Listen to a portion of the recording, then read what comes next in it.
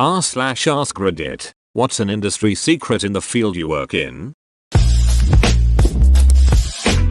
Used to screen resumes for small companies. Job requirements are more of a wish list situation. Never let some unchecked boxes deter you from applying. You have no idea what the applicant pool is like. The biggest boon, especially at small companies, is someone who legitimately cares. My company once put out a job vacancy for a position that would assist me in my job. Looking purely at the job requirements, I did not feel that I was appropriate to assist myself in a job I've been doing for 2 years. If you're looking for work and a job seems even remotely like you could do it, apply anyway. It's not like you have anything to lose. Literally got a job last week that I was unqualified for. I said, frick it, I'm running out of places to apply, let's give it a shot. Couple days later they replied, set up an interview, and I somehow have a job tomorrow morning during a pandemic. Just go for it, can't hurt you. Not an industry I work in per se, but I used to be in a sales role. One of my customers was a milk bottling plant.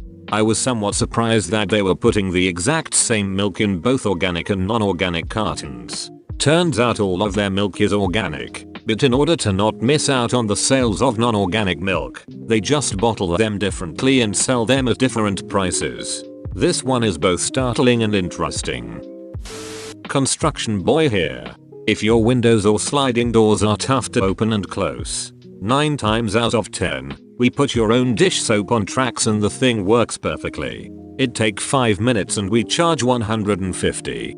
Dish soap people, it's better than WD-40 sometimes. Literally not 5 minutes ago I was closing the slider in my bedroom thinking it's time I finally look up solutions to make this thing glide easier. So I hopped on the internet, naturally got distracted by Reddit first, and now here we are.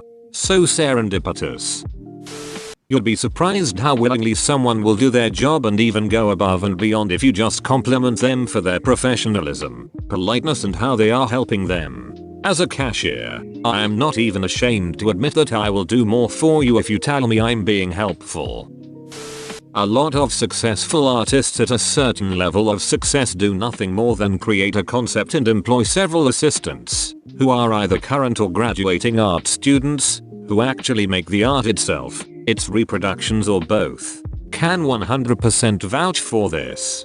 I make about the salary of a teacher, less, creating artwork every day for a recognized contemporary sculptor, who then picks up the work from me at the studio, and then sells what I made for hundreds of thousands. But hey man, his idea. Endu Rhino RMS. Knowing how to research the answer to a question is at least as or even more useful than knowing the answer to begin with. I made a living in IT for a decade with that mindset. I don't know any programming languages, but I know how to translate. It's worked so far. I'm the receptionist for an IT company. Being able to translate the whole system has gone kaflooey to steps like, are there any error messages and what were you doing when this happened is a pretty needed skill. Note, if you are not tech savvy and your computer has an error code, take a picture with your phone or write it down. It's extremely helpful. If you don't have tech help on standby, you can often Google it and see what the problem is. Before that I worked phones at a hardware store. It's surprisingly similar advice. Take pictures, especially any codes on hardware pieces. Library worker here. The majority of donations we receive do not end up in circulation, on our shelves. No matter how much you demand we put them there once they're donated. The reason why this is because we only add items to the collection that we think will circulate, be checked out. Most libraries get funding based off of statistics. We don't want to waste shelf space on items that PR aren't checking out, as it won't improve our stats. So, unless the donated items are brand new, or by popular authors we will not add them to the collection. We will also weed unpopular items from our collection with extreme prejudice for this reason, much to our patrons' horror. These books usually end up being sold at book sales to help generate funding for other library programs.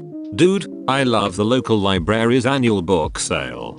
They do it 4th of July weekend as this is a touristy area, and it's like a 50 cents for paperbacks and $1 for hardcover. Sad as I am that they aren't doing it this year, I am pretty excited, because that means it'll be huge next year. This kind of wistfulness for a book sale is the most wholesome thing I've read today. There's a used textbook store in my town and the first time I went I was overjoyed. My mum has a pic of me sitting on the ground and reading the spines and it's her favorite picture of me. My library does the same. Also, when people buy replacement copies of items they've damaged, we don't replace it with the copy they bought. We'd rather you just pay the replacement fee. That way we can get what we want in terms of edition.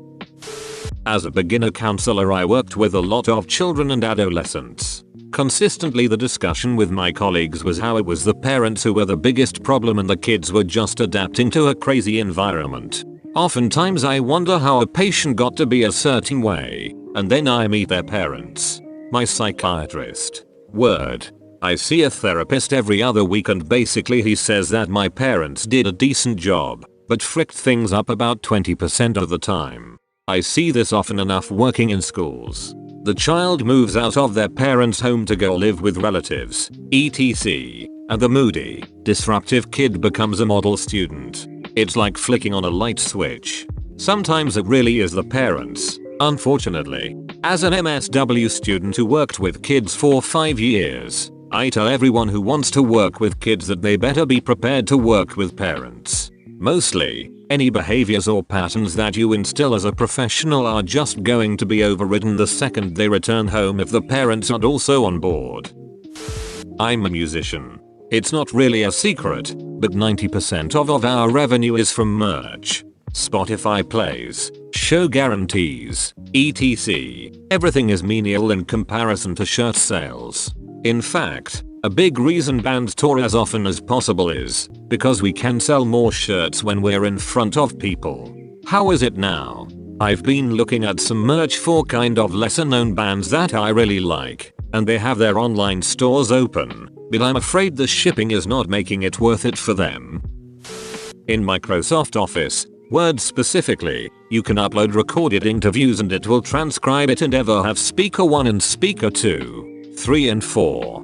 Basically, eliminating a huge annoying part of the job. Wah? But how? Go to home greater than dictate drop down greater than transcribe.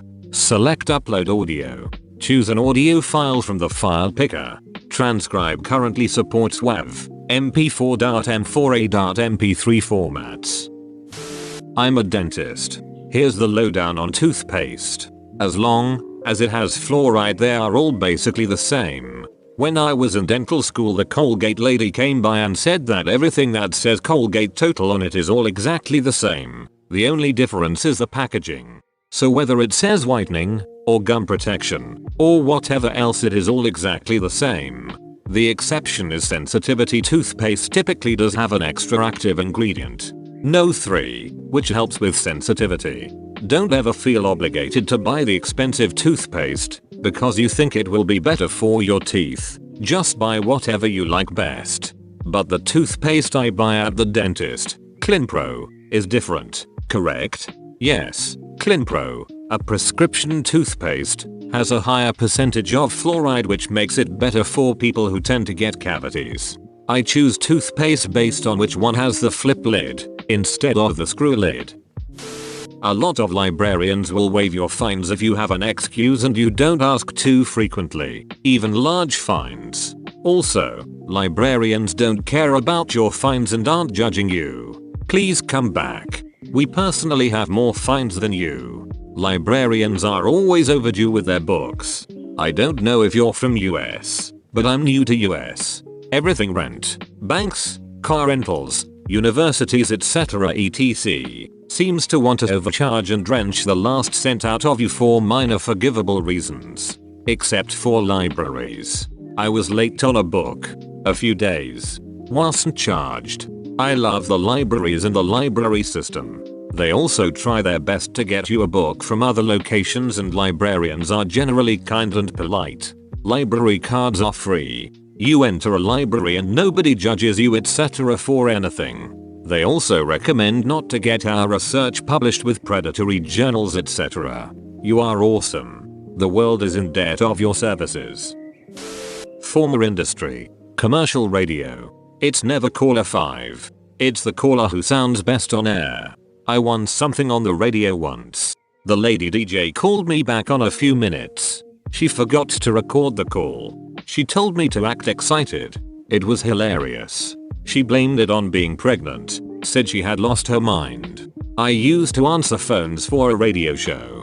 I always picked caller number 5 or whatever we said, but it was a Sunday night AM station, so it was all well-spoken nerds listening to us anyway. That explains all the screaming girls who win those concert tickets. Tip: be the screaming girl so you win.